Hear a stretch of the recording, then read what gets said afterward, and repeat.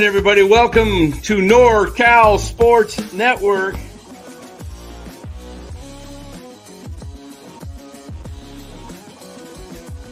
And this is the same hat that Brock Purdy's dad wears. Chat loves it when Marty Lurie comes on. Anytime you lose a game this time of year, when you can't go backwards, it's a problem.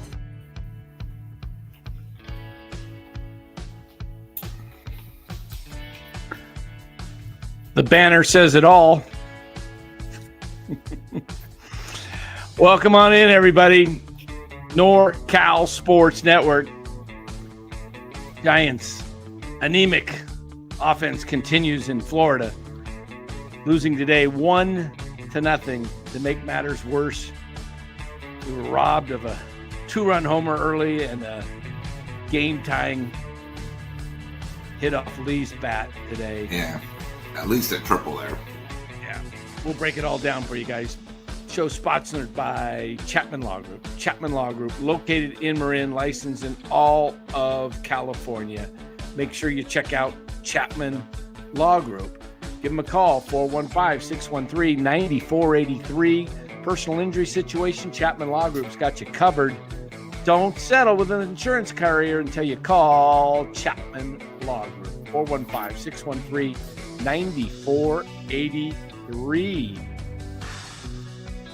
Okay, Lou. It continues. The woes continue. You see you see it up there on the board earlier, and we'll flash it up there again for you guys, everybody. 8-1 start. Without that 8-1 start, this team is a 500 club, guys. And you know who you have to thank for that 8-1 start? Wilmer Flores. Without Wilmer Flores being hot as he was that first week, didn't he have like 6 or 7 homers the first? It seemed like it. Yeah. He carried the Giants the first week. They were down and out in game one. Yeah. So this is the team they are, guys. It's a team with excellent pitching, great bullpen, solid defense, and sucky offense. It's pretty bad. And we'll look at the numbers. And, yeah. Lou, give us your thoughts. Well, I saw a couple stats today that really are really bad. I mean, just it's hard to see. But I was at Wilmer's 3-homer game. And since then, they've only scored 4 runs twice. That's sort of ridiculous. The other thing is the other stat. The Giants have left. Giants are 3 for their last 27 runners scoring position. 13 straight games, 4 or less. And just in the last 3 games, they've left 31 runners on. So this might be worse than last year. And if you're going to blame anybody, what did Buster do? I think we all got caught up in the Buster hype and his Kool-Aid, but this team is worse than last year. And, I think what's amazing, the last couple games, Chapman's gotten 2 hits. It means nothing. And that's what we keep trying to tell you guys. Chapman can hit in the clutch. Okay. It's really hard to watch, sort of boring. And, you got to give Miami credit today because 2 great defensive plays. And, we always talk about our defense, but Miami had better defense today than us, and again, this pitcher, it's sort of bizarre. When we go against pitchers that we've never seen before, we make them look like Cy Young, Dan, and it's sort of ridiculous. Yep. Do our coaches not scout? It's only us where we see somebody, and the other thing is you guys better get ready because the Dodgers now, if they ever get pitching, they'll beat us by 20 games easy in this division. I mean, if you see what they're doing right now, there's no doubt. The Dodgers haven't even started, and they're just starting to heat up. The Dodgers get up when they need to get up. Look at them. They killed the Yankees again today, 18-2.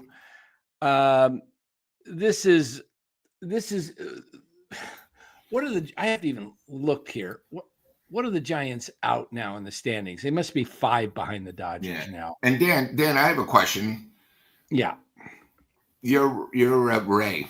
Say you go 22-5 this year, first or second in the Cy Young. You have an opt-out. Why would you want to pitch for this team? Well, he doesn't have an opt-out. He does not have an opt-out. He does not. So okay. So I'm somebody in the his opt-out was last year. Last year. So we have one more year. So yeah, when you have a talent like Ray, where he should have won again today, and he gives up one run, why sign a long-term contract here? You get all these idiots, all the announcers saying, "Oh, we got to give him another 4 or 5 years." You got to remember, these guys are all about the ring and winning. Why would you want to pitch here? You're older and you have no offense behind you. You got to think like that. If you're an agent, you want to go to a winner, not a team that's going to be happy being 500, like obviously the Giants and their organization and Larry Bear are. Yeah, it's getting discouraging. Let me pull up today's box score, guys. We'll take a quick look at it. Not much to look at when you don't score. Robbie Ray went 7 innings, pitched a phenomenal game, gave up one mistake early on in the game, and allowed that run to score in the second inning. And that was all she wrote. Giants only got 8 hits, but Miami only got 3 hits the whole game. 3 hits. Ramos, top of the order, 2 for 3. Lee was 2 for 5. Stop this thing. I hate that thing. It pops up all the time. Okay. Chapman was 2 for 3. Look, he went from 214 to 239 in the last. This is what he does. And he'll go up to 245, flirt with 250, and then he'll go in a tailspin and he'll float back down to 220, 225. Dan, what do you think of the lineup difference today? I don't know if you saw it or if you noticed the difference. They moved Fitzgerald up a couple spots, which is nice. They need to move Fitzgerald up to like 1 or 2. Yeah. He hits the ball. Solid Fitzgerald contact. was 1 for 4. He had 2 Ks, but Wade still in there in the lineup. Why? Well, he's played 2 of the last 3 games. And he's why are we playing Lamont Wade? Just are we trying to, just drag this thing out? What are we doing? And a little upset you bat him in the 9th. He's not going to hit. The guy struck out twice. He was overmatched today. Here he is in the 19th. That's when you pinch hit him right away, especially when he leads off. You don't need him. It's like an automatic out. Come on, Melvin. What are you doing with Matos? Is Matos are we just letting Matos rot away and just like an afterthought? I don't get it. I don't get it. I don't understand Matos sitting on the bench. Send him down to AAA and let him play every day, or play him here every day. He's not a guy that plays once a week. Same thing with Schmidt. You're playing a guy like Lamont Wade over a younger player like Schmidt who needs to get in a rhythm. If he send Schmidt down, trade him.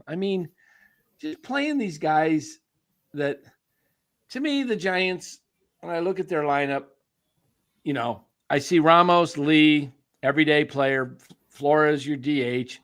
Chapman's your everyday third baseman. Adames, you got to play. Yaz doesn't need to play every day. He's just not cutting it for me. And you got to hit. He plays great defense, but Fitzgerald needs to play every day. Wade, no. That's the one area that's just dragging this team down. I don't know, Lou. We beat the same horse every day, lately. It's just so frustrating. Look, the Giants are 24-25 since the start of the season. Their 8-1 start now has them at 32-26. So that's 24-25, as you see up there on the screen. They got to win tomorrow. They have to win tomorrow. You can't come home on a road trip and go 3-6 on a road trip that started off 2-1. And Dan, your prediction. Remember your prediction. What was that? But that's not hitting. We're going to go like 3-6, 3-7. No, I said if the Giants don't hit, they'll go. They will have a 2-8 funk. They will have a 10-game stretch where they lose 8 of 10. It's pretty close. Yeah. Let's see. They've lost 3. They've lost 4 or 5, right? They lost the last 3 to Detroit and 1 here in Miami. 4 or 5. So they're halfway there. All they got to do is win, go 4-5 in the next 5, and it will be true. Hope I'm wrong, but I'm starting to, all right. And Dan, what's exciting? We go against a guy we've never seen, and he's a lefty tomorrow. Great. Yeah. Here's my plan for the Giants. I've made it be known many times about the dimensions of the ballpark. Guys, the Giants have 6 players under contract next year. 6. You know who they are? The 6 players under contract next year are Ramos, Lee, Chapman Adamas. Those are 4. And Bailey, Ray, and who's the other one? Ray, 5. Webb, 6. Those 6. The other guys are all are not eligible for arbitration. So they get, guys like Ramos and Bailey and all that. They just get tendered, whatever they're going to get. That's it. So the Giants have those guys, okay? They have $122 million committed to those other 6 players.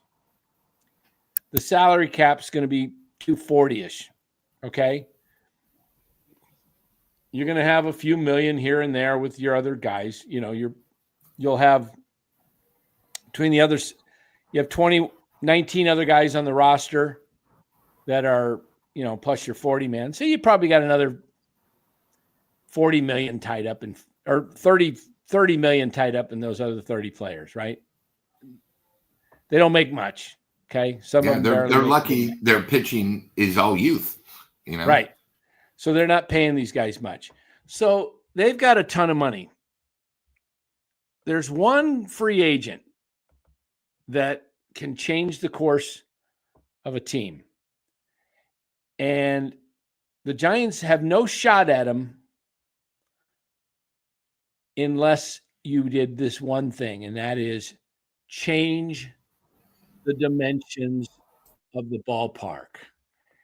And what I'm talking about here is, well, let me just show you what I'm talking about here. I'll pull it up here, and you'll see what I'm talking about. That's not the one I want. So we'll go back, and we'll go here. All right. Let me just show you this. I don't want to stay on this too long, but this is just something I've been thinking about, and I think it's something the Giants should consider. Go out and see if Kyle Tucker would come to the Giants. See this 365 right here?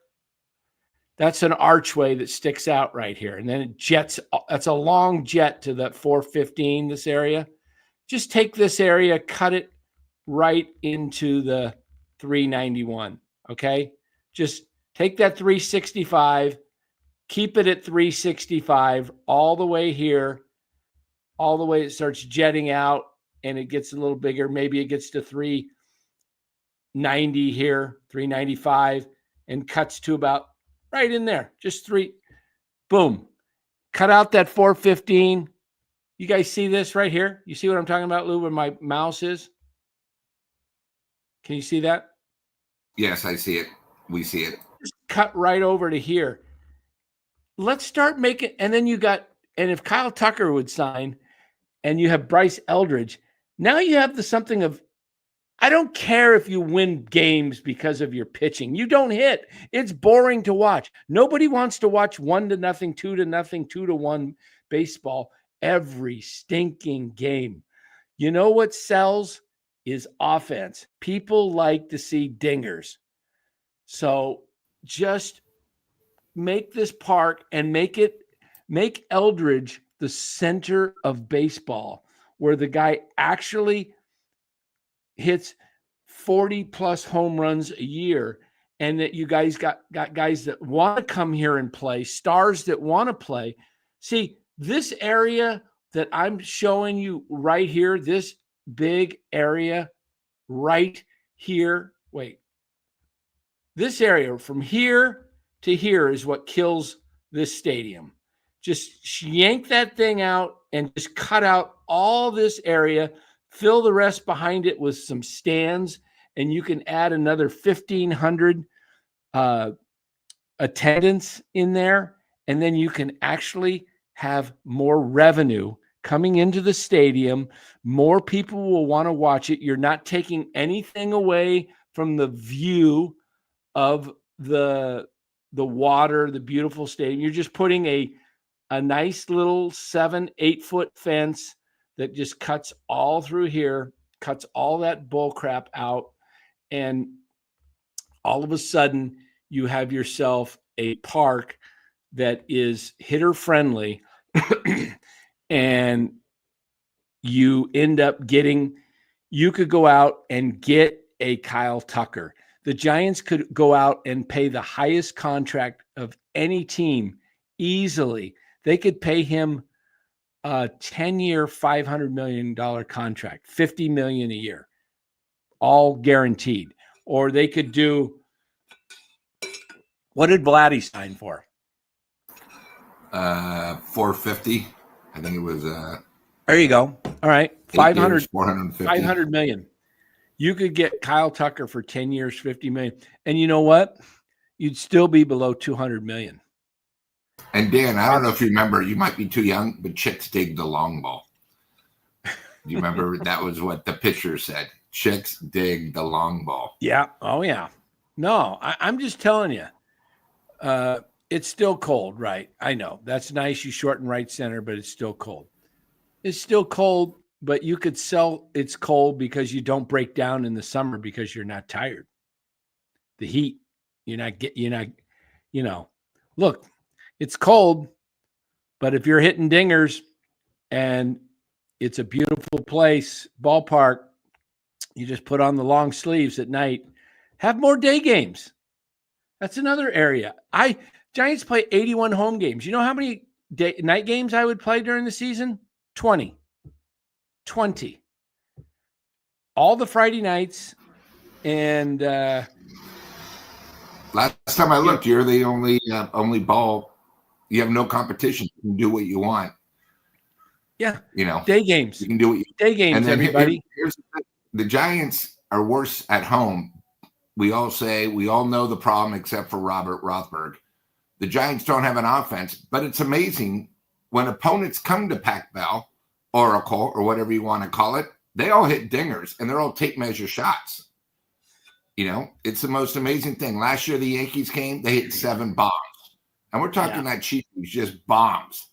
The problem is the Giants who we have, they're just not good players. Can you turn your mic up a little bit more, or check and see if you're using your mic? Check your audio settings. I don't even think you're using your mic. I think it's coming through your computer. Check your audio settings. Does it say Yeti?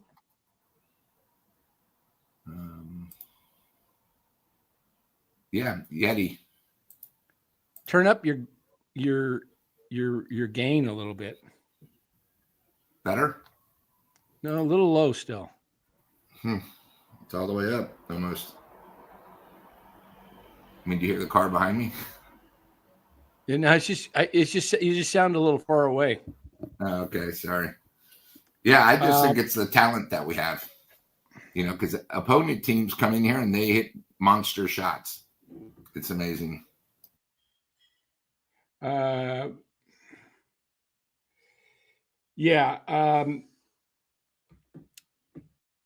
Let's see here. This question by Aaron: would changing the dimensions neutralize the pitching advantage and with acquiring pitchers? I don't think so. I think pitchers like pitching in the ballpark still, the cooler weather. Also, the Giants, when you think about the advantage, they've lost out on a lot of big pitchers they could have got. They didn't get John Lester that one year. They didn't get Zach Greinke. They didn't get Burns this year. They don't always get the big name pitchers. No. Yeah, they got Rodon, and then they got Gausman, but really nobody even wanted Gausman. So the Giants, and they can develop their pitchers as well. Yeah, Dan, while you're looking at that, hey, Robert, you're saying the roster happens to be very respectable. How can our offense be respectable when we're 29th, 30th, and 31st in every offensive category? I mean, Dan brought it up the other day. He had the chart. We are dead last in runners scoring position, dead last getting runners in, dead last. I mean, come on, dude. You know, if you're going to talk, know your stuff. Our offense is not respectable. The Giants should be in the top 10. Right now, I think we're 2 or 3 in pitching, but we're so far down in offense. I mean, come on, Robert. We don't have a good team. Our offense is bad. Dan showed you the chart. Am I right, Dan? What was it? It was 2 nights ago.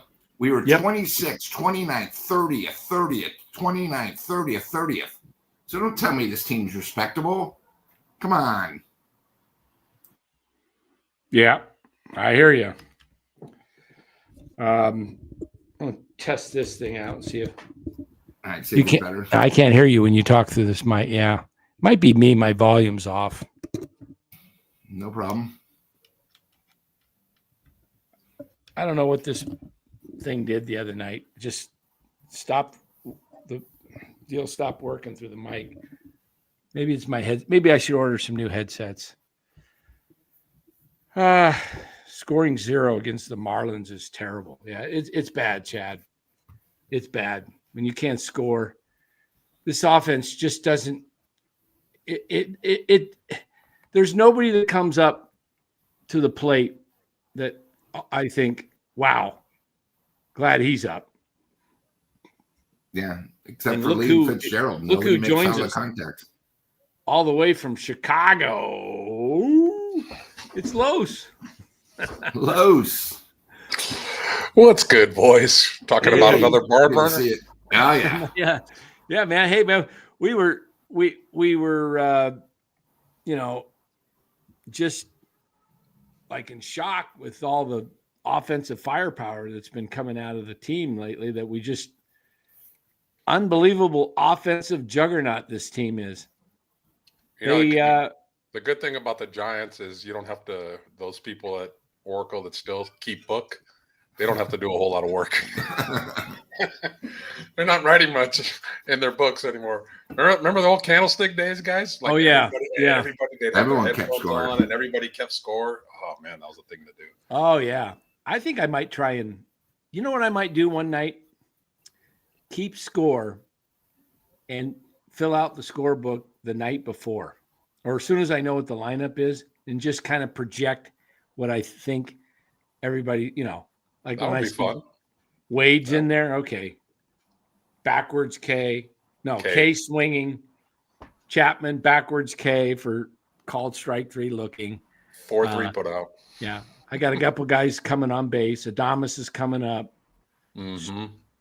0-2 pitch, strike 3 swinging on an outside slider. Cliff says, "What's up, Los?" What's up, Cliff? Yeah, I was watching the approaches of the guys. Yaz came up with 2 men on, and he just got a fat pitch to hit. I mean, just right down the middle. And that's the difference between good hitters and average hitters. Average hitters miss those pitches, and the Giants miss a lot of fat pitches, man. And that just speaks to their ability to hit, which is not very good. So it's definitely not the ballpark, because Lou is absolutely right. He's there way more than us, and he's seen other teams come in, and it doesn't have to be Aaron Judge. It could be guys that have a little power and they're hitting it out. So Yeah. barreling up the bat to the ball is not exactly a Giant strength. No. And why is that, Los? Why do other teams we see guys like on the Dodgers, they just, Freddie Freeman, Ohtani, Betts, several of the other hitters, they just hit the ball. Same with the Padres. We see it with the Cubs. We see it with teams that, and even teams that may not have all the top guys, but they hit the ball hard. The Giants hit a couple balls hard today. You had Fitzgerald get robbed, and then Lee got robbed of a double or triple. He hit that ball really hard. Those are just tough breaks. You give credit to the defense. You say, hey, good play. You got beat. But it's rare when they hit the ball hard. It's usually, to me, it's either a weak ground ball or just a lazy fly ball. I think we have brought this up on the show before, where we have said, what are the minor leagues in the Giants farm systems? What are their batting coaches teaching? Because if they're teaching take pitches, let's work up the pitch count, instead of, being aggressive and missing that, you don't get a lot of fat pitches to hit in an at bat, especially when you're facing a good pitcher. So if you get one, swing the bat. If you're just trying to get a pitch count high and work walks, then that's just not a good hitting philosophy. I don't know. But it doesn't make sense that a lot of kids that they draft, that they have great pedigrees in high school, they have great pedigrees in college. Then they get to the Giants and they learn the San Francisco Giants, yearbook on how to hit, and all of a sudden it stops. I don't know, but it's maddening, because you're right. They don't make a lot of loud contact at all. Yeah. It's crazy. I don't know what they're teaching. Yeah, I do. I look at the minors. Fitzgerald make hard outs. I'm sorry, Dan. They're the Yeah, only two that make Ramos hard will outs. occasionally too. Ramos hits the ball hard, and Casey Schmidt, for as little at bats as he gets, he hits the ball hard at times. I don't like with the Giants' philosophy what they're doing with Matos and Schmidt, because Horrible. they need to play both of these guys to find out if they're going to be regulars and part of the future, or are they going to be, okay, hey, we know these guys aren't going to be everyday players. We'll either trade them or we'll make them our utility guys, and that's what they'll be. But it's an insult to play Lamont Wade over a young Casey Schmidt, who could be getting consistent at bats. You give a guy 20, 30 at bats in, a week's time, all of a sudden he starts seeing the ball better, and those line drives that are outs are going to start falling. Yep. And then the confidence builds. But what is crazy is putting him back on the bench. And for Lamont Wade, I get it if you got Encarnacion or Flores is going to play first base, or somebody that can hit, but to put a guy like Wade up there right now, and again, I don't want to rip on Wade. He's trying, but he's not cutting it. So you can't just keep throwing him out there when he's, I don't know. It's, to me, get Wade. The Texas Rangers sent Jake Berger down to the minors for a week. Thank you. And he got his stroke back. He comes up and he hit like 4 homers in a week and a half. I know, because I have him on my fantasy team, and I picked him up, and he's hitting. He's not like all the time, but he's definitely hitting better than what he was. The Giants should do something. I don't think Wade has options, but you can, he's got a little something. He's got a Lowe's, is that a special event Cubs? Is you could put Wade in the minors with a little injury, little rehab, and just give him, 20 at bats. So give him 4 or 5 games. Let me get this straight, guys. Ryan Walker and no, this is not because he's on my fantasy team, so let's cut that out. Ryan Walker lost his job as the closer because he did not perform and Right. because Doval pitched better, correct? Mm-hmm. So why is the same philosophy not being done for Lamont Wade? Because if you ask me who's performed better between Ryan Walker and Lamont Wade, I would say Walker has. I mean, he has a high ERA, but he has, I think, 8 saves, and he lost his job. Wade has failed his job miserably with a capital M, and he continues to have it. That is a bad message, and that is a very hypocritical theory right there. One guy loses his job for not performing, and another guy keeps it. Yeah. No sense. It's I don't know. I don't get it. I don't even get what they're doing with Matos. What a waste. You're not giving him any chance of success when you throw him a bone once a week and then he goes 0 for 4 and you say, well, he doesn't look good out there. Well, of course he's not going to look good. You try a basketball player sits in all week long and you go out there and say, okay, go out there and his shot's off. Well, you wonder why he hasn't shot a basketball in a game for a week. He's, he plays once out of every 4 or 5 games. It's not going to fall a lot of times because it's a rhythm game. It's not like football where a guy goes out there and he's just got to block, or he's got to rush the passer and he's healthy now. And he can probably do that, because if he's healthy, because what's really so sad about all this is we've talked about this for years. The reputation was, if you're a young player, don't come to the Giants because Farhan's here. The Giants don't develop young talent. And okay, Farhan's gone. Buster's here. Buster understood because Buster was a young guy. I've said this many times on this show. Buster was the young guy that they moved Benji Molina, who was a very good veteran, so they could make room for the young guy. Yes, Buster had a lot of talent, deserved it, absolutely.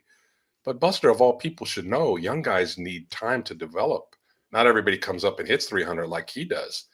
So to see the same philosophy and the same not being able to get our young guys consistent at bats and to keep holding on to these average fossils is happening under his watch now is quite troubling. Very troubling. I'm really disappointed that it's come to that. Yeah, I might have to pull the Marlins hat on tonight. Jeez. Throw it on. Why is it? Your philosophy is whoever wins. It was. Yeah, I got a little excited with the 8-1 start. Now look at it. 24 and 25. Yeah, look at that. 24 and 25. Los is going to stick with his 78 and 84 prediction. He might be right. I haven't wavered off of that. Yeah, you don't waver. And I'm sticking with 86, but I'll tell you what. I made 86. I'm sticking with it. People, when they got 8-1, everybody wanted Robert, change it to 90. Change it to 90, Dan. Aren't you going to change it to 90? I'm like, no, I'm going to stay with this. And I said this a week ago. I've already said they're not a playoff team, but I told you what I said a week ago was the Giants don't make significant moves to upgrade their offense. They will struggle to be a 500 team. That's so sad because they have one hell of a pitching staff. Yes. God, it just takes a little bit of a tweak. There are guys out there too. There we go. Make sure to hit that like button, everybody. Hit that like button. Subscribe if you haven't subscribed. Marty Lurie will be joining the show next week. There we go. Oh, can't wait. I think you're right, Truth. I think Truth hurts Wilkie. I think Yaz is going to hit under 230. He's on his way down there. He's been under 230 the last 3 or 4 years. I thought he might hit 250 this year because he said he's changed his swing and he was just trying to his approach because he's trying to be a hitter, not kill it. To me, looks like he's trying to go back and do what he did. Look, what did I say guys do when the season wears along and, everything's new for a while? You ever had a new boss and everybody's all excited and everybody starts doing certain things and doing everything a certain way. And then after several months and everything, you revert back to your nature, who you are. Yaz's swing, Chapman's swing, it's the same. Chapman has the same swing, and the only pitches he usually hits for drives are mistakes by the pitchers. Yep. They're usually a hanging slider curve right in his wheelhouse, right about belt high, that's breaking right over the center of the plate, where his swing path just goes right that way. You throw anything, is he swinging this way, you throw a high fastball a little bit below that, boom, he misses it. It doesn't matter. It's a round bat and a round ball, guys. He can miss it by that much. Mm-hmm. And most of the time, that's what these guys are doing. They're just missing it by that much. Get Smart. The TV show. Yeah. Missed it by that much. Missed it by that much. Oh, I remember that. And Dan, back of baseball cards don't lie. We've done this before. They all say the same. And the thing about the Giants is the back of the baseball cards don't lie. And these guys are now 2-3 years older. So it's not like they're young studs. They're the same habit. You brought up last night. It's so weird. The Giants are back where they were last year. I thought they adapted. And they're all trying to hit home runs. Yaz is trying to hit, a 4-run homer when he's leading off an inning. And the problem is we don't really have a bench. We have no AAA. There's really no help. And when you look, I said this the other night, when you look at our team, they're really who we thought they are. And we just got off lucky. And if it wasn't for our pitching, we'd be 20 games below 500 right now. Our pitching has got us where we are, and it's not going to last. Wow. You can only have to do so much. Look at that statement. Dodgers scored 18 runs more than the Giants did in the last 2 weeks tonight. So I'm seeing a lot of comments in the chat, and I think they're pretty accurate about, Buster loves Yaz. Buster loves Wade. God, how many times have we talked about roster politics in the Bay Area? Oh, I can't. We're sounding like broken record, and and ownership has got to do something about it. I'll give you an example. Shanahan loves Juice. He brought him back. Yeah, a 34-year-old fullback that can't block, doesn't really have much, but they brought him back. They brought back who's the second tight end they brought back, or the number 3 tight end. Oh my God, I can't stand that guy. They brought him back because Shanahan likes him, and now we have. Now Buster and maybe Melvin like these guys. George Steinbrenner, Eddie DeBartolo, owner types, they would not put up with that. If they had guys on their roster that were just getting paychecks and were not productive, the owner would go to the GM or the coach or the manager or have all of them in his office saying, get these MFs out of here. This is my team. I'm not going to have any scrub on this team. You think Giants ownership cares that Lamont Wade and Yaz are still on this team? They don't. We keep saying it. They're just counting their money. So it's an operation to make money, have business. It's not a baseball operation, because rest in peace, George Steinbrenner and all those other owners that really held people accountable. If you don't produce, you're not going to be on this team. You're going to either be cut or you're going to be sent down to AAA.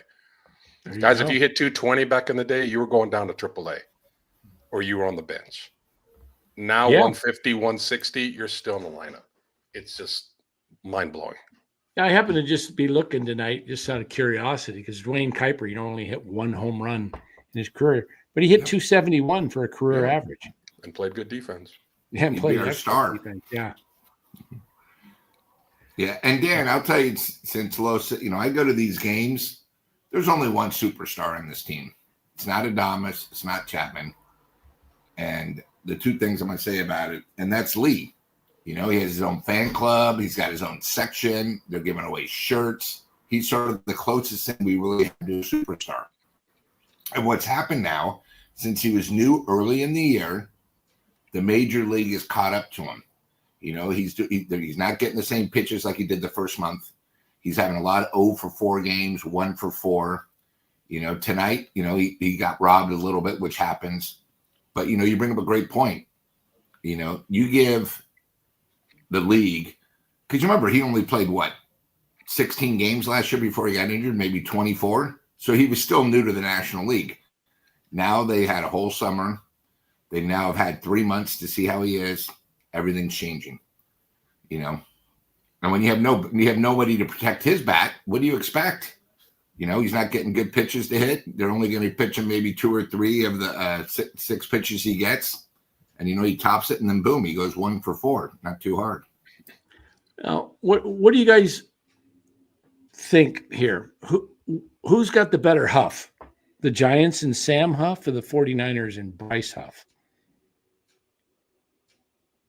I think it's the Niners. I would say so. I think maybe Aubrey Huff for that one. Yeah, that's right. It's the third Huff. Yes, Aubrey Huff. Aubrey Huff smashed in 2010, got the big fat contract, and then wow, he went downhill. But that was we'll talk about that some other time. But the Niners are getting Bryce Huff to be their guy they've been hunting for, opposite Boza for years. This guy that can actually rush on the edge. Did 10 sacks 2 years ago with Saleh and the Jets. So maybe he likes 2 years ago. Why would Philly get rid of him? Because he didn't fit their system. They did win the Super Bowl. So yeah, okay. Yeah. I trust Howie Roseman's judgment. Yeah. If they got rid of him, there's something there. I don't know. We'll see. But how many sacks did Leonard Floyd have last year? 9? Opposite of Bosa. Did he have 9? And what did it do? Not much. Yeah. Yeah. They need to stop the run. Yeah. Well, hopefully, yeah.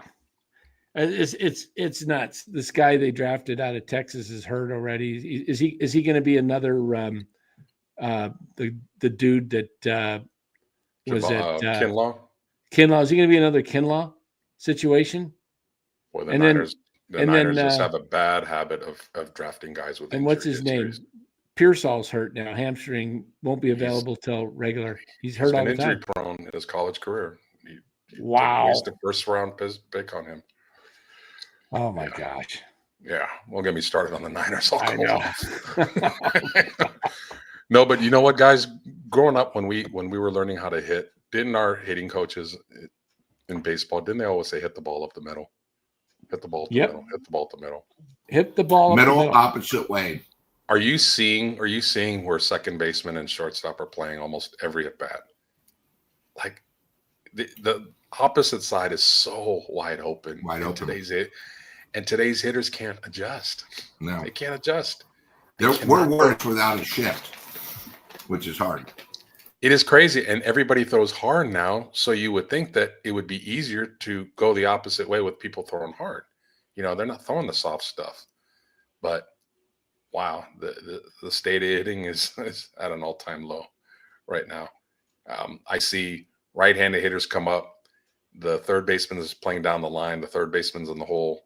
The second baseman is one step to the right of second base. And it's the first baseman, and that's it on the whole right side. Who was I watching? Somebody the other day hit the ball up the middle. Oh, I was watching San Jose Giants game on TV, and this kid Dakota Jordan. Most of his hits all year right up the middle. And he hits it hard, just boom, boom, boom.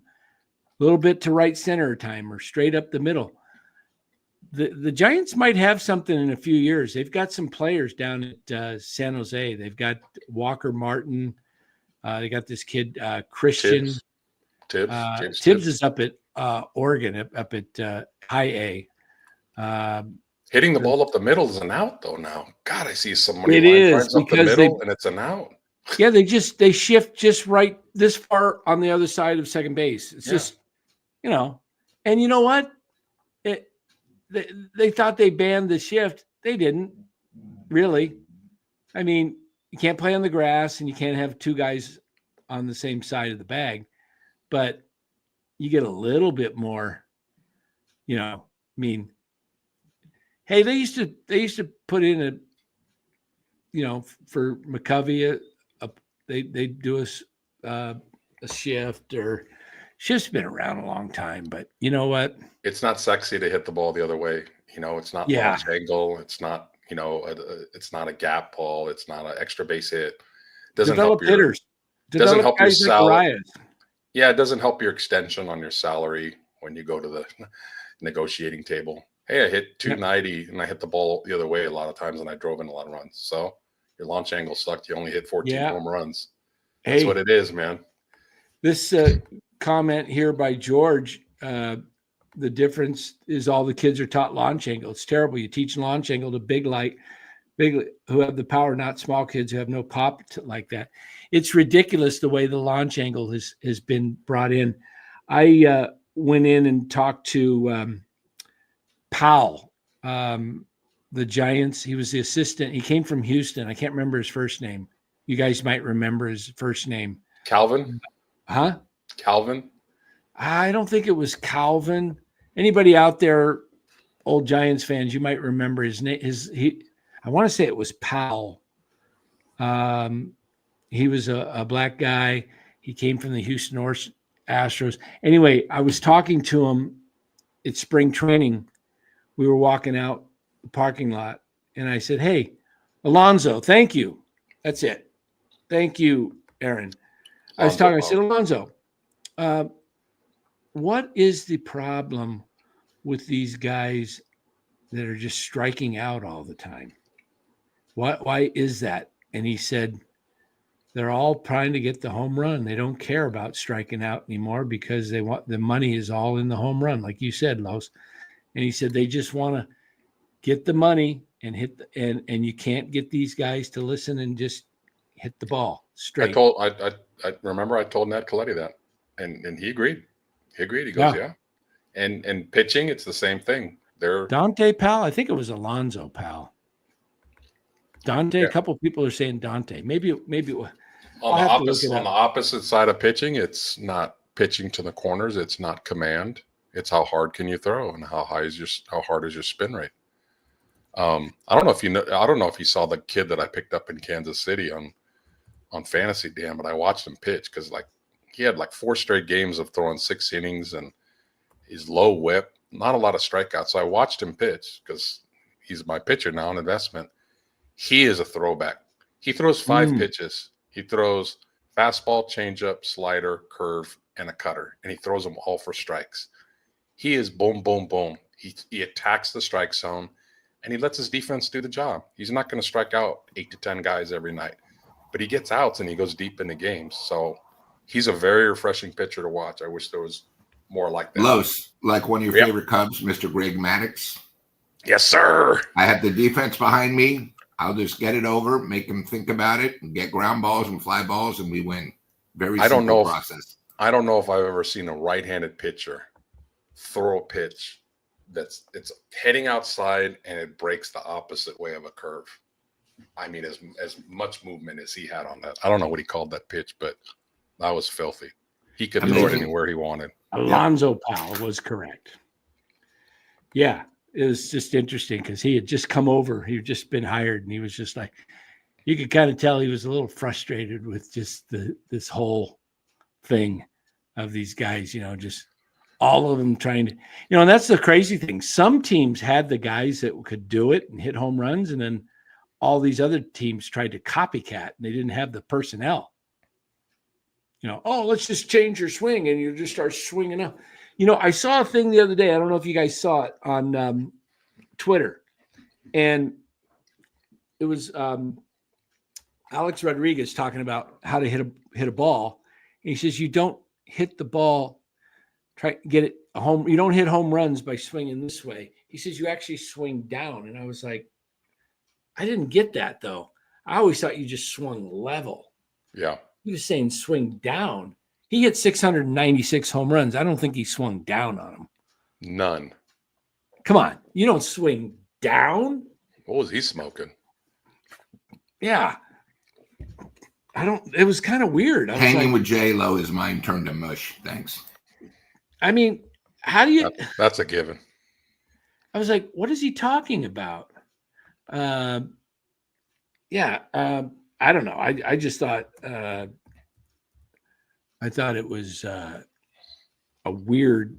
It and it wasn't even a very good demonstration. You know what I wanted to bring up to you guys and wanted to hear your opinions was it seems like closers just it's a rotation on almost every team. There's maybe 3 or 4 really solid closers that they have the job. Everybody else it's a closer by committee. This guy's hot, he's a closer. Oh, he's losing it, another guy.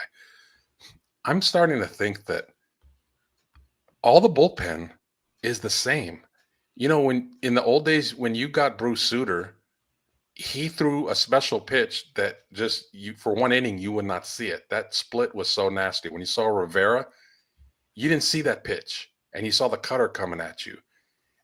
I just think closers are just the 8th inning guy is not different from the 7th inning guy, who's not different from the 9th inning guy. So when you got guys, when you got hitters, professional hitters seeing the same thing, oh, it's just from a different guy. I mean, let's think about it. Randy Rodriguez, Ryan Walker, and Camilo Doval. They all throw about 96, 97, give or take. They all have a slider. What's the difference? I mean, maybe Walker is a little bit more funky with his slider, but the point I'm trying to make is like every bullpen, it seems in baseball, has the same thing. The 6th inning guy, the 7th inning guy, the 8th inning guy, the 9th inning guy, lefty or righty. Fastball, 96 to 99 slider. That's it. There's no more change-ups. There's no more who was the guy from San Diego that was a dominant closer? Nasty changeup. Trevor Hoffman. Thank you. Nasty changeup. You just didn't see it. So when he came in there, it was something you didn't see, so you had trouble, and you had more effective closers. And he threw it 90% of the time. No, you're right.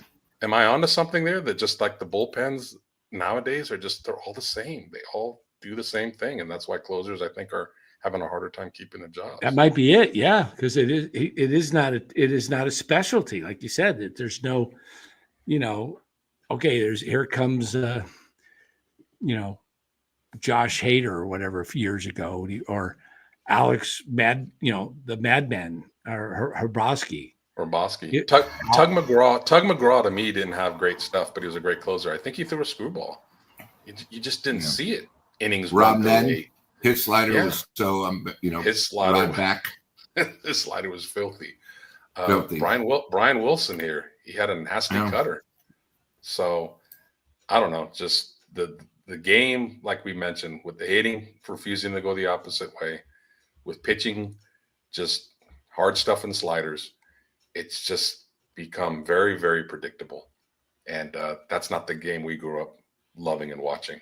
I just miss the variety of having knuckleballers and screwball guys and changeup guys, guys that threw ephus pitches. That's what made the game great. There's a lot of different ways to beat you. Yep. It really is. Or like I always say, the 82 World Series. All speed St. Louis versus all power Milwaukee. Yep. To this day, I've never seen a World Series of 2 teams so opposite. And that was who won that? St. Louis 4-3? St. Louis 4-3. That's right. Yeah. I was going for Milwaukee. Robin Yount was on that team for Milwaukee. Cecil Cooper, Ben Ogilvie. Yeah. Harvey. And they started like 26-4 to start the season. I know the chat might not realize this. Milwaukee was in the American League. That's how they played in the World Series, guys. Yeah. I don't know why a guy like Doval or Walker couldn't go over to who throws the best changeup on the team. On the Giants? Webb. Robbie Ray. On a changeup. Robbie Ray that he learned last year. That was the difference. How about the dude from the Tigers? He was with the Yankees last year. Tommy Canali or whatever, or Canali, however you say his name. Mm-hmm. He threw 41 straight changeups last year in the playoffs. He throws it 85% of the time. He's throwing a changeup, and everybody knows it's coming, and he doesn't, and he still can't. The guy can't hit him. Have you seen Senga's forkball from New York? No. That thing is filthy. Wow, it drops a lot. It drops a ton. There's an old school pitch. Fred Brining threw a full forkball. Oh, yeah. Yeah. The great Fred Brining from San Francisco. from the Sunset I District. remember all this. You know, are we talking about maybe there's only about 6 different pitches out there, but there's like 12 names for 6 pitches? Because you have the screwball, you have the forkball, you have the split finger fastball. You've got, the split finger was one that comes in and went, it's like the forkball, right? Roger Craig perfected teaching that. Yeah. Pitch. And Scott Garrelts had that split finger. Remember that year? And he was, and guys, if you throw it right, I mean, Gosman had it. You throw it right, it looks like a strike all the way, and it just drops out of the zone at the very last sec. But if you're not getting it over for strikes, and pitchers know you can't get it over, they just lay off anything and they wait for the fastball, and you're in trouble. If you have a kid out there that plays baseball and pitches, and he has especially longer fingers, teach him a knuckleball. I would love to see a knuckleball closer. I would love to see a lineup have 8 innings of 98 to 99 miles an hour. And then here comes the 9th, Lou, and this guy's throwing up 62, 68 mile an hour knucklers. They're not hitting that, man. Yeah. Was the last great one maybe Tim Whitfield? I mean, Whitfield was incredible. He is a Hall of Famer. But, you bring up a great point. That's why Rogers is so productive in the 8th inning. We get our starters throwing 90, 95 miles an hour, and then you get this idiot pitching sidearm Rogers. He throws up crap, and people haven't seen it, or it takes a couple things. Before you know it, the inning's over in the 8th. I forgot about Rogers. That's a good point. He is different. Yeah, somebody made a comment in the chat when you were talking about that. Let's see if I can find that. Where was it? It's been a while. Bert Hooton for the Dodgers threw a knuckle curveball. Yes. Pretty. I mean, not just a knuckler, knuckle curve. It must be a hard pitch to throw, because I just can't believe I don't think anybody's throwing it in all of Major Leagues. I have not seen one. I don't know why it's extinct. It's a hard pitch to hit. Yeah. And it's not hard on your arm. Jesus. Phil Niekro. And Wakefield did it because he had arm problems. So he did it just to make it easier on his arm. Same thing was it not Phil, Joe? Or did both of them throw knuckleballs? Both of them threw. Joe, yeah. But Phil had the longer career. Yeah. You want a long career and be making millions of dollars for a long time? Throw a knuckleball, man. Nobody's going on the IL throwing a knuckleball. Yeah, no Tommy John, man. Your elbow's not wearing out. Oh, you're good to go. It's funny because when I used to pitch when I was, 14, 15, 16, and I'd have my elbow would hurt so bad after each game. And I literally couldn't hardly throw. And they used to just call it, "Oh, you got tennis elbow." And it was like tendonitis, really, is what it was. Just and just throwing a curveball hurt so bad. I don't know why, because I don't know if it was the twist or. Yeah, they always said kids shouldn't have pitched until senior year in high school. Should never pitch the curveball.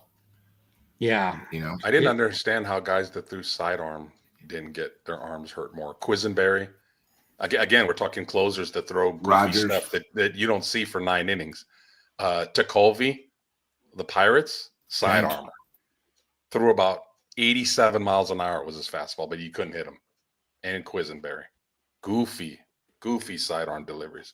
Pedro Bourbon. Oh yeah, how about that name? Oh. I'm telling you again. That's what the game is missing. There were so many different characters and so many different pitches, and now it's just predictable. Woo, fastball 98. Woo, great. Here comes a slider. Big deal. Yeah. At what point do we have to give Farhan his flowers for a lot of the solid pitching the Giants have? Birdsong. Yeah. Harrison, Roop, Wisenhunt. There's probably a couple others too. It's a good point. Farhan might have left the organization with some decent stuff. It's just, oh man. Do not tell me we're going to have the comeback Farhan slogan going now. He did get some good pitching though. I'm trying to think of some of the other pitches that, now, why is it that batting averages are so low right now? Is it because guys are facing higher velocity, or is it because they're facing fresh velocity more. You know what I mean? They're facing, instead of one or two pitchers, they might see a game. They're facing sometimes three different pitchers. I mean, because the velocity, I mean, has gone up significantly since the 80s, 90s. I mean, you had guys that could throw mid 90s, but you didn't have a lot. There was most of your staff probably threw in the 92, 93, right? yeah. I would answer real quick, Dan. Mark Graves, I would say he's saying it's working because hitters are hitting low. I respectfully disagree. I think if this style of pitching pitched in the 80s, 90s, and 70s, I think if you pitched like this to Will Clark and Mark Grace and Ichiro and those hitters in the 90s and 80s, they would rake this pitching because it's predictable. If you have good hitters that know what's coming pretty much every single time, the hitters in the 60s would kill this pitching. It's not velocity. You don't think Gibson threw hard? And a lot of guys that were in that. Yeah, but what I'm getting at is Gibson was such a dominating force, and he threw inside.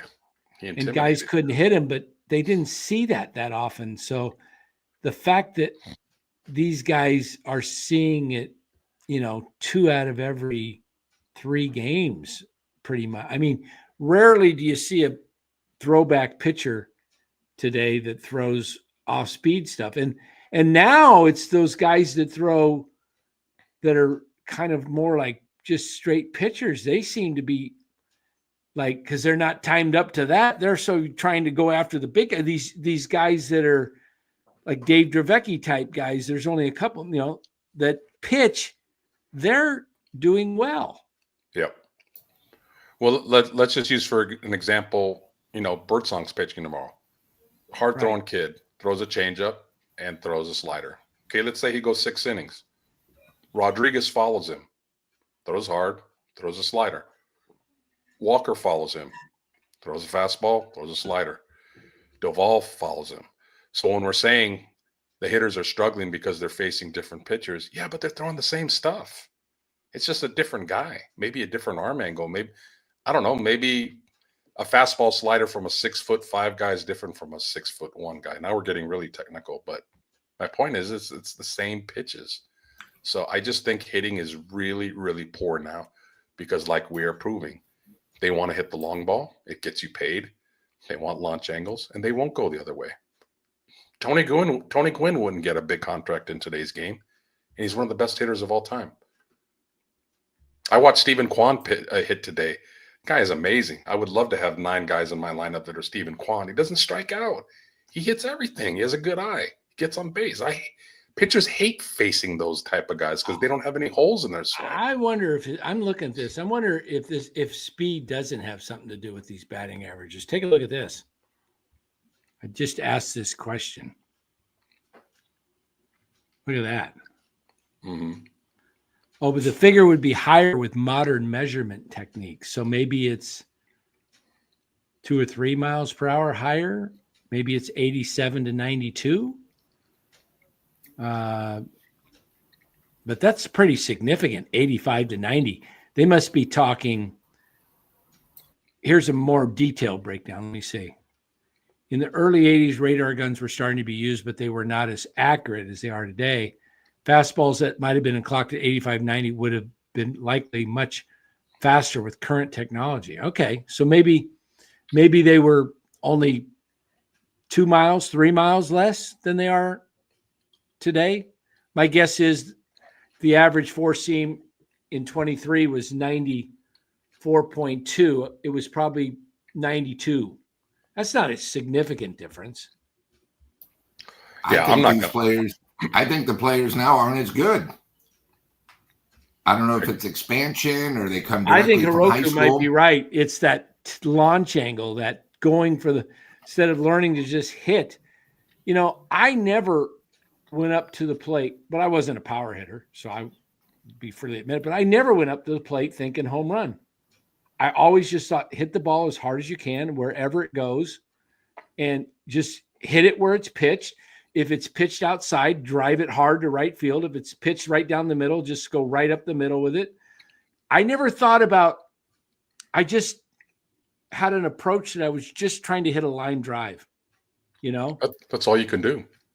Yeah. Barry Bonds said it best. All you can do when you hit is hit the ball hard. What happens after that's out of your control. Yeah, I never said, oh, shoot, I'm going to, softball's a little different. You got a lot of time to get in that box, turn your feet. If you could act like you're going to hit it to left field, and then at the last minute, turn your feet in the box and hit it to right field because they're cheating, You don't have time to do that in regular baseball, but also at the right, Lou, were you a right-handed hitter? Yes, I was. Okay, so all three of us are right-handed hitters. So, and we're all old school. So let's just go back to our playing days. It's a 2-2 game. It's the last inning. We're up. There's a guy at third, and you see before you get up to the plate that they're playing like they do now. The second baseman's all the way almost behind second base. Right field is wide open. I don't know about you guys, but I'm choking up on the bat. Yeah. And if you're going to throw hard, if you throw me Opposite inside, way. if you throw me anything opposite way, I'm going to direct the ball to right field, and I'm going to win the game. I don't need to hit a home run. I'm about winning the game for my team. I'm not about putting up stats for my salary and my extension. I'll tell you one of the easiest things for me playing ball. I had a very good bat to ball skill of being able to bunt. If I saw the second baseman was deep, and at first I would just hit it past the I would bunt and just push it past the pitcher, and I just beat it out because there's nobody. Second baseman couldn't get to the ball quick enough. I don't know how players man on third. You're talking today, winning run on third. They can't even lay down a bunt today. No. And you bring up a good point, because if we switch it around to the left-handed hitter, the shortstop is now almost behind second base. Yeah. The third baseman is playing at shortstop. Right. It's an easy bunt. He could push a bunt down the third base line and get a hit every single time. And they either miss it or bunt it foul. How do you know what? They're trying to be too perfect with the bunt. Take your time and just bunt it down. Just bunt it like 7-8 feet fair, where the third baseman is normally playing off the side of third. Don't try and squeeze it right down the line where it just hugs the grass and the line. If the guy's playing near shortstop, the third baseman, he's not going to get you. Today's hitter. I'm sorry. Go ahead, Lou. No. What I was going to say is probably the last 5 years, offense has really been horrible. Nobody can bunt. Nobody knows how to steal bases. It's just, the basic offensive thing has really, and probably the last 5 to 8 years, has really suffered. Guys can't hit the opposite way. That's why they don't do hit and runs anymore. Why? You can't make contact. You know what? I got to order a baseball bat for demonstration for our shows sometimes, so I have it in here. I don't have any more bats on me. But I watch guys bat, and they they got their fingers up on the showing on the bat. You don't put your fingers where they can get hit. You slide that hand and you hold those fingers, hide them behind the bat, and they're never going to get hit. But it's like, what are they doing? They don't even know how to bunt. They just put their as the great Big Daddy would say, Rick Russell. Let the ball hit the bat then dents the ball, and it goes directly down. Mm-hmm. And if you just get in the technique, it's like you're not surprising anybody. He would just put his hand out, let the ball hit, and he didn't care. He knew he was going to get out, but he had a job to do. He did it. These guys now, you're amazed. They don't break fingers. They don't hurt themselves. They can't do the basic bunt, which is embarrassing. And this is the major leagues. As good a hitters as Wade Boggs, Rod Carew, and Tony Gwynn were, can you imagine them hitting in today's baseball where the third baseman is playing at shortstop and that left side is wide open? They would all hit 400. Another 80 points. Yeah. Yeah. Carew would drop down about 4 bunts for hits until they forced them to play the normal way. The third baseman be at the third base bag. The shortstop is where he is. He would drop down 4 bunts. He'd go 4 for 4. Yeah. And Lotes and Dan, the problem could be like what's happened to basketball. Everyone wants to shoot the three because of Steph. Bingo. Right? If you ever watch Tony Gwyn hit during batting practice, he personally would hit 20 balls to the left field line, 20 balls straight up the middle, 20 balls to the right. And he did this every game, and he's another guy. I think one year he only struck out 9 times. It was ridiculous. The guy batted 600 times and struck out 9 times, and it's these guys had techniques they hit. Now, what do? It's amazing. You remember the Yankees, the first 2 weeks of the season? Oh my God, they have this illegal bat. We got to get one. The Giants got 4. They broke all 4, and now they don't even talk about they're even using them. They had to try to come up with some gimmick. It all comes down just a technique, and again, when Buster was on the show, and of course, KMBR, the commercial leader, never said anything. They had Pat Burrow on. Oh, well, he signed a new contract for Adames. Hopefully he'll turn around. No, dude, that's your job. You're the hitting coach. If you remember when we had Carney Langsford, a great hitter himself, he was the Giants batting coach. Giants were hitting just like now. They got rid of him. We got to start doing stuff with this team where if we got to get rid of half these guys, fucking get rid of them. I'm sick and tired of this stuff. We've had 1 year since 2016 where we've been decent. This is the San Francisco Giants, guys. This is not the Oakland A's. This is not Kansas City. It's embarrassing where these other teams, they have good AAA. They have good young players. Right now we have young pitching. I'll give you that. But our offense is so bad, it doesn't matter how good our pitching is. We almost need a big blow up. We need major situation because right now, guys, me and Dan spoke the other day. Our next 38 games, we only play 2 teams with losing records. The White Sox, who have good pitching, and they're a lot better than we're going to give them respect for. And then we have to go to Colorado, and that's it. Everybody else is good. So let's just, Yeah. Get ugly. Just tied Tony Gwyn. Check this out, guys. Mm-hmm. Show you this. Tale of 2 players head to head. WAR, obviously. Player on the left, not as many home runs, but look at the batting average. Oh, give me a player on the left every day. Of course.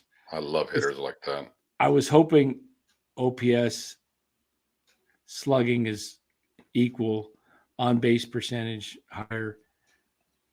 You ready for the reveal? You got any guesses? I would say that's Gwyn on the left.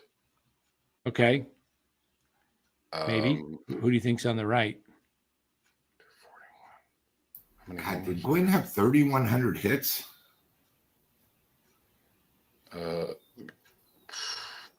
Guy on the right is definitely not no Hall of Famer. Is the guy on the right current or retired? Current. 241. Chapman? Bingo.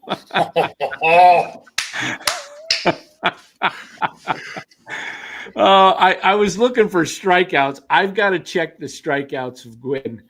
I'll tell you here in just a moment when I back out of this what the strikeouts were. Well, I can pull it up for you guys right here. I got Tony's lifetime stats right here.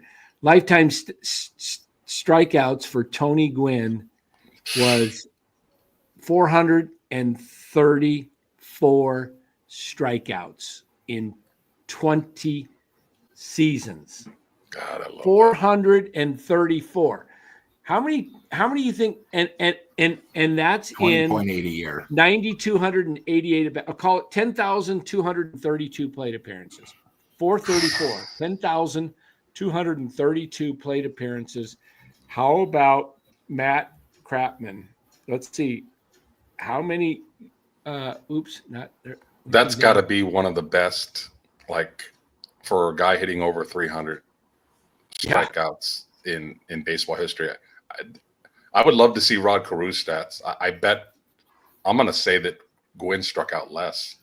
Maybe I'm wrong. Matt Chapman in 4,470 plate appearances, has struck out for 1,191 times. He has struck out 800 more times in 6,000 less at bats or plate appearances. And let's just think about how like a strikeout just is so, you do nothing. You don't help your team at all. Put the ball in play and good things happen. Weren't you embarrassed to strike out as a kid growing up? Yes. Gosh, we got fined if we struck out looking. We had to run. We had to run. We had a very big field. We had to run 5 times around it if we struck out looking. And if you struck out looking with men in scoring position, it was 10 times. And that's why I'm in such decent shape. We're kind of just pointing out the difference between what baseball was and what it is today. It really is pathetic. You're talking 6,000 more plate appearances for Tony Gwyn. And I mean, Chapman, I think Tony Gwyn, this pace would have to 434 times 10, 434 more times 10 would be what? Would he have to, he'd have to have like 50,000 plate appearances to strike out with Chap. At that rate. He's 3, or maybe, I guess he'd have to have about 30,000, 20,000 more plate appearances to strike out. That's unbelievable. I always wanted the Giants to go after Tony Gwyn. Oh, me too. Do what it takes. Put him in right field. Give him a 10-year deal. Let him retire here. I thought he was wasted in San It always Diego. seemed like he went 3 for 4, 4 for 5 against the Giants, especially at home. And then here he would go 2 for 4 without even trying. And here's the biggest disclaimer about baseball is when you get that question asked, who do you want at the plate in the late innings and it's a tie game? I don't want a home run hitter. I mean, unless it's like a guy like Bonds that has great hand-eye coordination. I want a guy that's going to put the bat on the ball.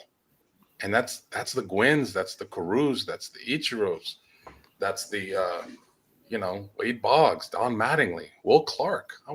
Who's got one of the biggest hits in Giants history? Base hit up the middle against the Cubs. Right up the middle. Against Mitch Williams, a lefty throwing about 98. 98. And he hit it right back about 118 miles an hour. It wasn't a big home run to win the game. No. It was a base hit. What was the big hit to send the Giants to the World Series against the Cardinals? It was Kenny Lofton. It was a single to right field. And Barry came out of that dugout, pointing at him.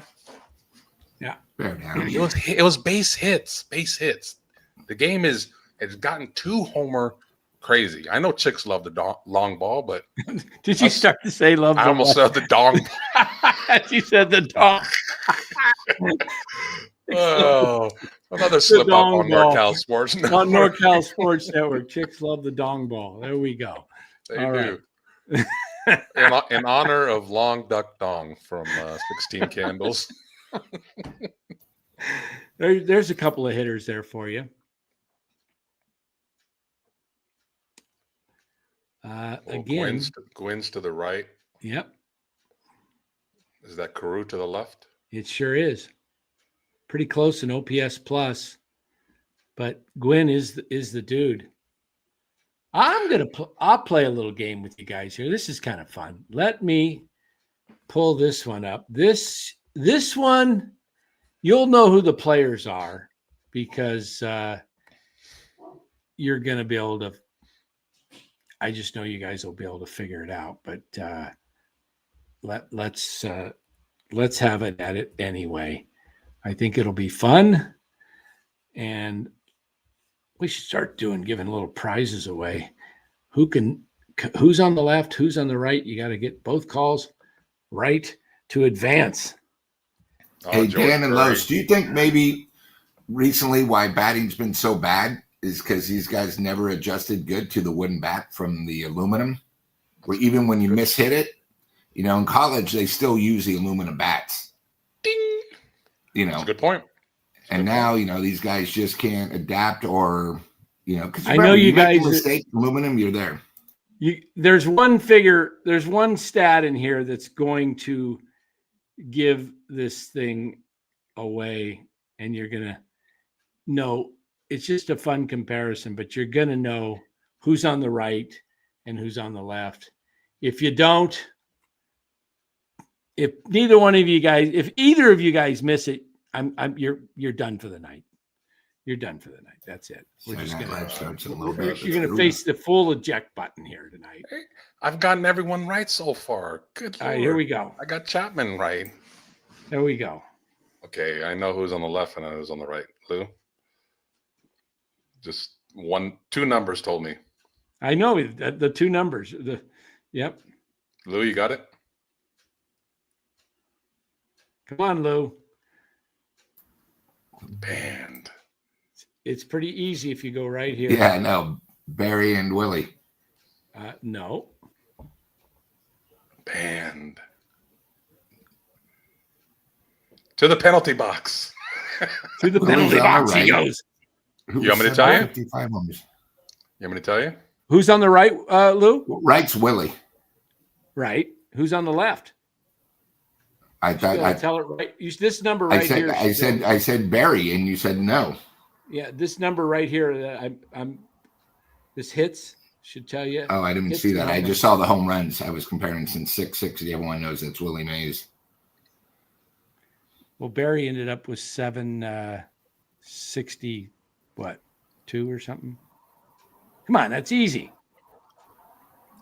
Hank. Yeah, there you go. There you go. Look at those numbers. They're pretty darn close. Now, what's amazing and what just shows you what a superstar is, these guys had tremendous power numbers, but look at their batting average. Yes. Look at their on-base percentage. They're not hitting all these homers and hitting 230. They're 300 hitters. Yeah. Don't you think Hank might be? Don't you think Hank might be the most underrated superstar in the game? Yes. He should be in the top 5, and people think he's like in the top 20. I know, all the time. I always put him in my all-time team because the guy, everybody thinks, oh, he just hit 700. The dude had 305. He hit look at the he had a lot more pressure than Willie Mays. Let me put it that way. When he was Mays didn't miss the 2 years. I think that's 660. Add 40 minimum a year. And if he didn't play a candlestick, and Hank played in a better hitter's park for sure. Yeah. Willie's but that doesn't take away Hank's greatness. Right. Now you got to remember too. And Willie's Hank, I think it's the only. Was it 3 40 home run hitters? Him, Darrell Evans when he was with Atlanta, and who was the other guy? I think that's the only team ever to have 3 40 home run hitters. Who was the third guy? It was 51, Who's that? 47. What was the question? 44. I was reading the chat. What was that? When the Atlanta Braves had 3 40-run homers. Oh, Darrell Evans. Team. Yep. Hank Aaron, and 50, 47 and 44. Oh gosh, it was Darrell. It wasn't Dusty, no. No. It was. I don't think it was Aaron, was it? No, Aaron had 51. Darrell Evans had 47. Somebody else had 44. Oh, no, maybe he had 44 and somebody else had Dale 47. Murphy wasn't there yet, was he? No, too young. God, George just reminds us that the Giants could have had Hank Aaron, but they were too cheap. Imagine Aaron and Mays in the outfield together. Who was that third guy with the Braves? You got to look it up. I'm going to look it up. Yeah, I love looking at these stats of these guys that really were superstars. I think the one thing about Hank that you forget about, look how many RBIs. I mean, that's pretty incredible. Almost 2,300 RBIs. Very, very humble guy, too. Very humble guy. Watch a documentary about Hank Aaron. You'll get more respect for him. Yes. I think he is underrated. They talk about Mantle more than Davey Johnson. Oh, the manager. Davey Johnson, the manager. That's right. He was a power hitter? Aaron 40, Darrell Evans 41, and Davey Johnson 43. Huh. Wow. Wow. Look at that question there or statement. Can you believe the Giants did not? Well, no, I got the wrong one. There was about Naylor, Josh Naylor. Where was it? I saw it and I hit the wrong one.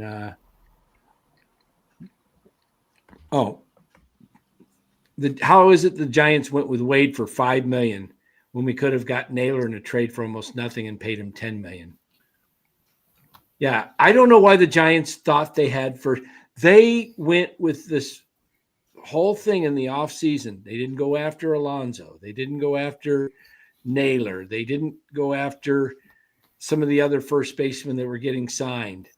And it's like, now, see, when you are taking over and you're trying to be like, I don't know. Sometimes I think Buster's a little Different than just Farhan. I spent the money, it didn't work, so now I don't want to do the same thing. just too nice or something. Just like, I don't know. I don't. Too nice is the right word. Yeah. Buster is obviously the whatever his title, president of baseball operations. I know he goes down on the field a lot. He would never step on Pat Burrell's toes and talk to the guys about hitting. Because if anybody knows about hitting the opposite way and hitting line drives, Buster Posey, from a right-handed hitter point of view, he understood that. But he would never probably speak to the hitters that way because he doesn't want to disrespect Burrow. What happens if he divested himself as owner and what can you do? I think if Buster took a month right now, he looks like he's just a month and just got ready to hit. He could be a pinch hitter better than anybody the Giants have on the bench. How old is he now? 36? 36. But he hadn't played how long? 3 7 years. Since 21, 22, 3, 4, 5. This is 4 years. I think a month of I think if he just went up, pinch hit, says, I'm not trying to hit a home run. I'm just going to make contact, get this run in. I mean, I could see, I'd be like, I'm up in the booth. The hell with it. We're in the 4th inning. I can tell we're going to need a hit in the 9th. I am getting in my uniform and going down.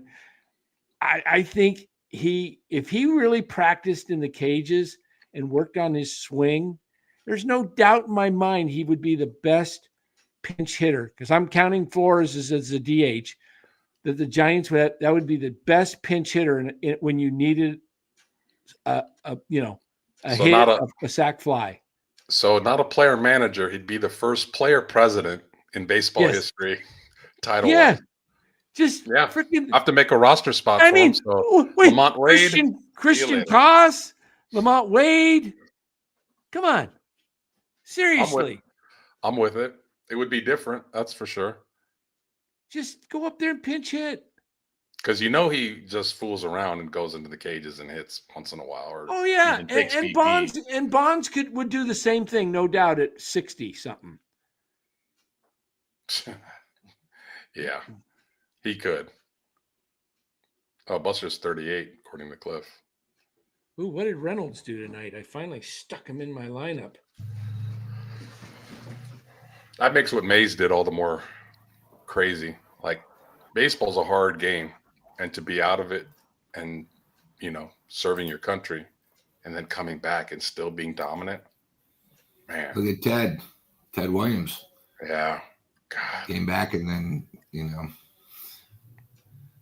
Sometimes I wish I was a little older to have seen a lot of these great players that I admire so much. I mean, seen them live. I would have loved to have seen him. I love Willie Stargell. I mean, I've always appreciated. Pops. Yeah, I love Pop. I loved his batting. Family. I loved his batting stance, Lou. He wind that thing up. That was intimidating. Him, Dave Parker. Yeah. See, that's the game of baseball. A little city and a little town it's not little, but Pittsburgh. Now they're just an afterthought. Back then, the Pirates in the playoffs was a good thing. Pirates and Orioles in the World Series, with all the history with Clemente, with Stargell. Look at the NBA Finals. You're gonna have Oklahoma, Lows, and you're gonna have Indiana, small. Have you checked the live standings, Lowe's? Me? Yeah. I know I'm having a good day. You are. And you're taking points away from Bombers. You're only 4.5 behind the lead now. Did you hear what happened to Dan's pitcher today? Oh, I saw one. Are you talking about Luzardo? Arizona, yeah. No, Fought. No, did you see Luzardo? 3 1/3, 12 earned runs. How about this? How about Brandon Fought? He started, didn't get anybody out. 8 earned runs, I believe it was. Is that your pitcher? Yeah, I had him in there. 8 hits, 6 earned, 6 runs. Oh, 6 earned. Oh, they got him out. At least he didn't eat up any innings because I have an innings limit. I need a home run hitter. I'll dangles the great Kodai Senga. Nasty forkball. He's got like a 1.1 ERA. Very Gibson-like. Senga, 1.1 ERA. You need a home run hitter? I need a power hitter. I got some power on my lineup. I would consider it. Hey, Dan, since we got a minute and Los is here, did you tell him about our squares? We've added a few things since he's been on. Oh, yeah. Hey, guys, let's take a look at this. We got to add this here. Let me tell you about the squares, guys. An opportunity to get 4 front row seats. $20 entry is all it takes. And this is great cause, goes to help a young girl fighting a rare form of liver cancer. Friend of Lou's. Guys got to check this out. We'll play the ad for you. We've got an updated sponsor in the ad here. And let me find that. Where did it go? Busby. Where did it go? Hold on. I had it. Things moving on me. One sec here. There we go. Here we go, guys. Giant Sports Talk Live and the NorCal Sports Network have teamed up to give back to the community. We ask for your support as we aid in Haley Busby's fight for life in her battle with liver cancer. To take part in this fundraiser, you can purchase an entry for just $20, and the winner receives 4 front row dugout seats at Oracle Park for your choice of an August 8th game versus the Washington Nationals or the August 29th game when the Giants host the Baltimore Orioles. The winner will also get an on-field experience on game day and attend batting practice. So secure your entry now, as eligibility is limited. Draw date to be determined. The Busby family, Giant Sports Talk Live, and the NorCal Sports Network thank you for your participation and contribution to this worthwhile event, covering the San Francisco Giants and giving back to those in need in 2025. Giant Sports Talk Live and the NorCal Sports Network.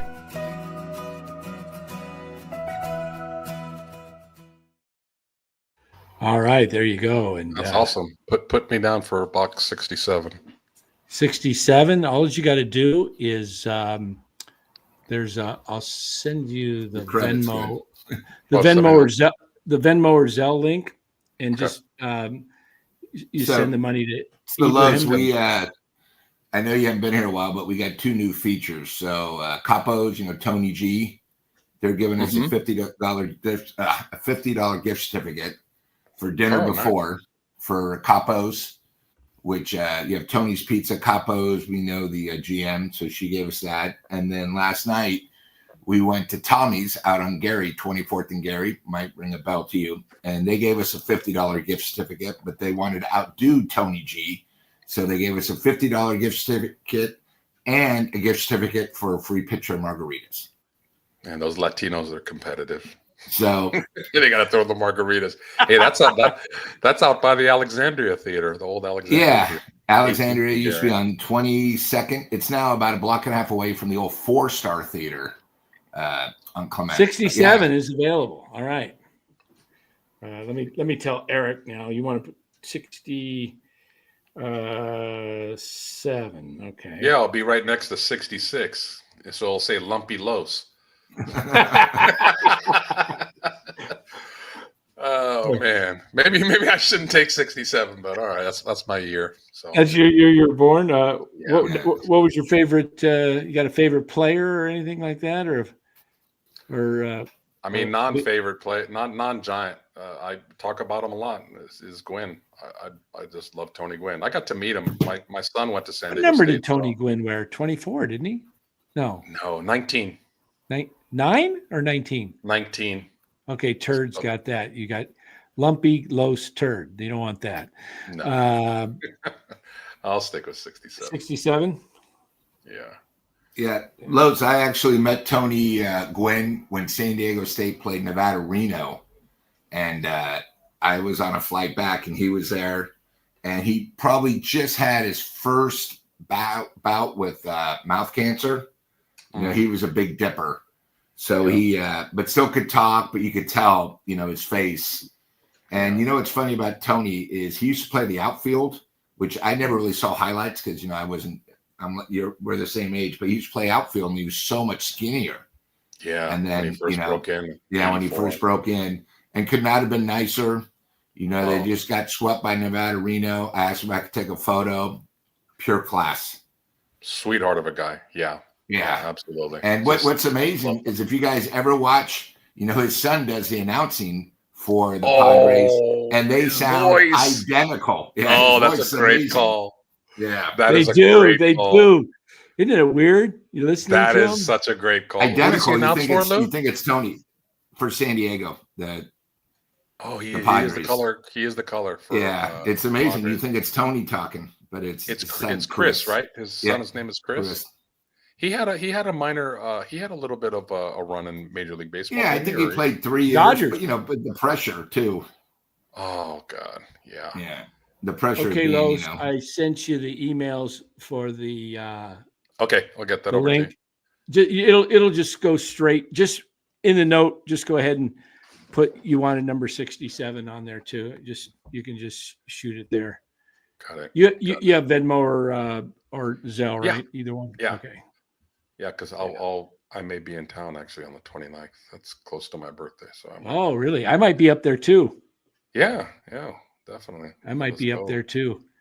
Those are loose seats? Yeah. At the end of the dugout? Nice. Yeah. Those are sweet. Oh, guys, get your squares. Make sure you get them in. Let us know so we can see. They showed off those 3 seats in front of me and my Giants hat on between saying number 1. Kyle's down there at San Diego right now watching the Padres. Finally started. I was benching Brian Reynolds, and I finally started putting in the lineup. He's hitting now. He's finally coming along. We're only 1/3 away to the season. I know. We got he's too good of a hitter to come on, wait, no, get that. We need to get these squares filled up. August 8th is it's a couple months. Dan, do you think that might be one of the worst trades ever? Nobody talks about that trade. Holds for McCutcheon? Yeah. It's not looking too good. Giant. He was only a Giant a half a season. Yeah. And they traded him to the Yankees. Who'd they get back for him from the Yankees? Was it Estrada? No. Aaron says he'll take 28. Was that available? It is. Buster.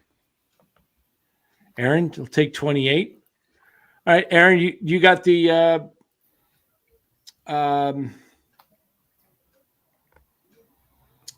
it's hard to get the codes on there. Let me see if I can email them to you as well. While you're looking at that, we're always talking about the Giants need to trade for one big bat, maybe trade some of their pitching. And I always say you can't just have one big hitter in the lineup because, again, if you don't have anybody hitting behind him and protecting him, agree that hitter is just going to get walked or pitched around, and he's not going to do a lot of damage. But I was thinking, the Giants need to think outside the box. They don't necessarily have to go after already an established superstar player, because if you remember in '87, Al Rosen, pulled off a big trade with the Padres. Kevin Mitchell at the time that they got him was not a superstar. Nope. He was Right. he was a good player, but if Right. you do your homework and you do your scouting and you see a guy have that potential, and that if he does get the opportunity to play every day, like we're talking about, that he could become that. So maybe there's a guy out there that is kind of being San Francisco Giant, and he's young and he's sitting on the bench for some guy that's making a lot of money, and the Giants could swing for him. That's thinking outside the box, and that's using your scouting department. So you don't have to give up that much for a guy that's not a superstar yet. We gave up Chris Brown, and we gave up the pitcher who wound up Mark Davis, who won the Cy Young. Hold on. Closer. And they got back Dravecki. They got back Dravecki, Lefferts, and Mitchell. Yeah. In fact, I was in Chicago when Mitchell played. If you guys watch the highlights, he didn't. He had no name on the back of his jersey. Yeah, uniform. And he hit 2 bombs. Yeah, and they didn't have a jersey that fit him because he was so big. So if you watch, the buttons are all screwed up, and he hit 2 bombs at Wrigley. Yeah. But Mitchell was not a superstar. He became one. And, him and Will Clark, Pacific Stock Exchange. Yeah. I still remember that poster. Oh, sweet. Yeah. Hey, Chris Brown was a damn good player, too. He was an all-star. Solid third baseman, yeah. But you got to give up something to get something. Absolutely. I think the problem with the Giants, they're all like Robert. They're in love. They're in love with these guys. Look at these guys they came across the same time. I'll take 28, Aaron. And then 1 minute later, they did. I'll take 28, but I'll include a picture of margaritas, too. Tommy margaritas are the best. What's with the 28 with both of you? I think that's Posey. Oh. Yeah. I don't know. There's some good numbers available on there, guys. Let me look at these numbers here. You've got, remember, Glenn's back either tonight or tomorrow, so he's going to take a bunch. I think he's back tonight. I heard. Nobody's got Marichal. Nobody's got Marichal. I took Montefusco. I had Marichal last year. Took Montefusco, and I took Ramos, and I took Matos for the young guys, and then I took 24 and 44. Let's see how good you guys are. Nobody's got Gary Lavelle. What number was he? 36, right? Was 39. 36, no, 39. He was 33. 33 or 34. Okay, I'm way off because I thought him and Mitten were the same time. I thought he was 36 or 39. Okay, then I'm way off. I thought he was 45. Maybe. I can't remember. Okay, I'm not Googling it either. I mean, one of you look it up, but I thought lefty, Gary Lavelle. 45. I thought 37 was maybe you're right. Let me see. God, these are nobody's got Marichal. Gary Lavelle. Was he 45? Maybe you're right. I thought it was 36. We're going to find out here. 46. 46. 46. That was close. People forget 9 batters retired, all 9 in the All-Star game, and they still gave the MVP to Don Sutton. Yeah, Aaron had it. Woody, 46. Same as Lavelle. Nobody's got Josh has got 40. That's Nobody's got Jeff Kent. Jeff Kent. Cliff Martinez says he took 46. Kent, what number Still was hasn't Kent? been updated. 21? Blackjack. Kent was 21, right? Yes. Yeah. Did you see that, Dan? What's that? Somebody said he took Cliff Martinez. I took 46. Still hasn't been updated. Oh, okay. Oh, is he? Did you already send in the money, Cliff? At 9:44. I'll text Eric right now. Yeah. Let me know. 36 was Gaylord Perry, I believe. Yeah. Yes, he was. Oh gosh, sciatic nerve. Oh, it's just getting painful. Those sciatics, those suck. Yeah, I got a herniated disc now. I got to have surgery in my back in 3 weeks. Oh man. After having hip surgery 10, 12 days ago. Yeah. So, sent it to Ibram a week ago. Okay. Let me have Eric update it. What number was it? 40. What did he say it was? 40. Uh, I think he said 46. I took 46. 46. Okay.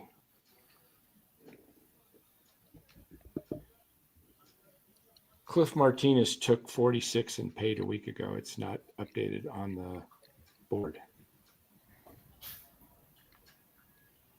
55. Lincecum gone. What number was Baumgartner? 14. No. What number was Baumgartner? 40. I was muted. 40. 40, yeah. Vida 14. Vida, God, yeah. just some guys' numbers are just so. Some guys took football numbers like 80 for Jerry, 16 for Joe. What about number 8? 80, What about 80, 8 for Steve Young?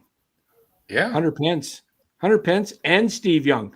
That's the winner right there, number 8. I'm telling you guys, that is a winner. That is a double combo athlete. 30. Dan, Steph put yourself Curry. down for 8 then. I already bought 5. And I bought 5. I'm not even going to take the tickets. 8 for Kurt Manwaring.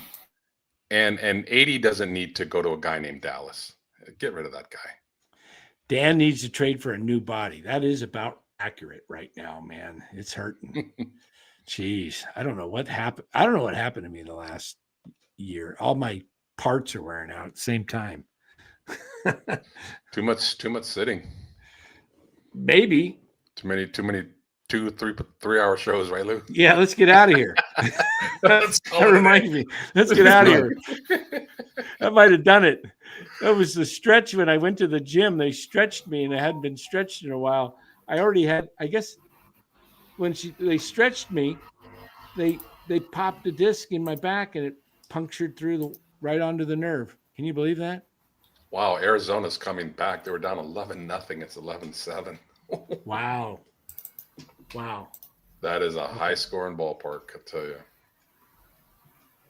Hitters love hitting in that ballpark. Oh, okay.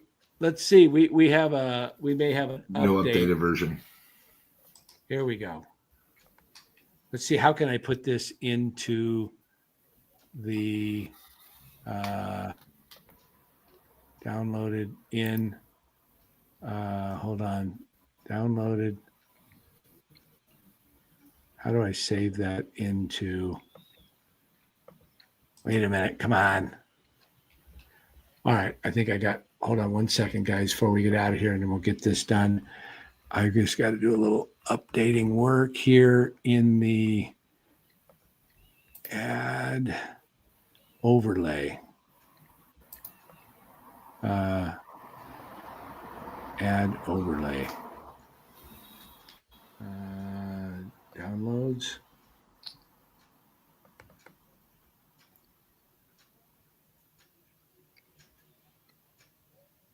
We've got a lot of files. Each brand is limited to 100 images. Please delete some images. All right. Add overlay. Delete. Hold on, guys. I got to do some little homework. While you're doing that, I'll just tell Los. Tomorrow, we got Birdsong against Weathers. Weathers, a young guy Giants have never seen, which is always a problem, and he's a lefty. So it's a double whammy. Young kid, he's only pitched 5 times up, so we're gonna have to see if Birdsong can keep the Giants into it, and hopefully they bounce back because they then come home and they have a big 4-game series against the Padres, so they sort of got to win tomorrow, as Dan said. Bet the under. That sounds like it's a 2-1 game. All right, guys. Here's the updated one. There you go, Cliff. 46, and. Man, That was the one that was emailed earlier. The ones that came in tonight for 28, that has been updated. Eric's got to do it a little later, but that is the updated there.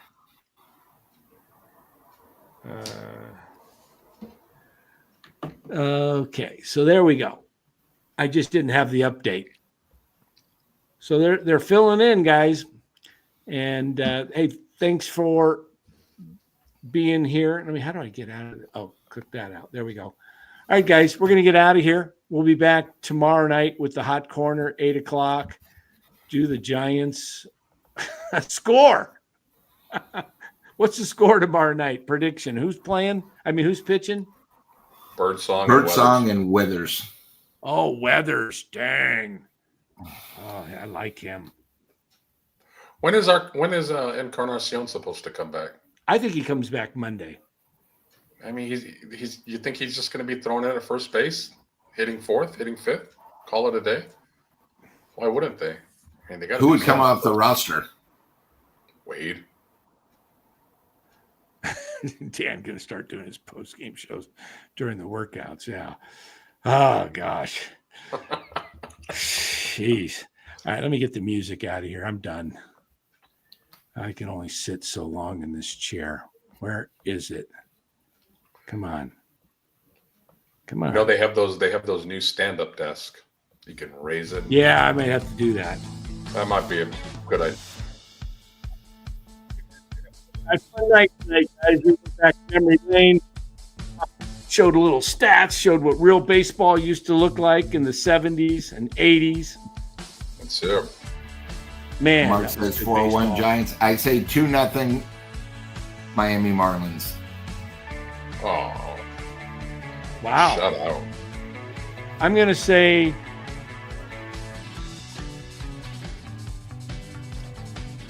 3-1 Marlins. Birdsong is on Jobu's rum, so 3-1 Giants. Oh, there we go. I might have to pick up Weathers tonight. That's a good call. You're gonna get a QS and probably a low whip, and yeah. I shouldn't say Not a that. bad There's others that might beat me to it. Go ahead and announce it to everybody, Danny. Cliff's in here. Watch Cliff pick him up and go, I could use that guy. All right, Cliff. Everybody have a great evening. We'll see you tomorrow night, 8 Good to see you, o'clock Los. on the Hot Corner. Good to see you, man. See everybody. Have a great night, everybody.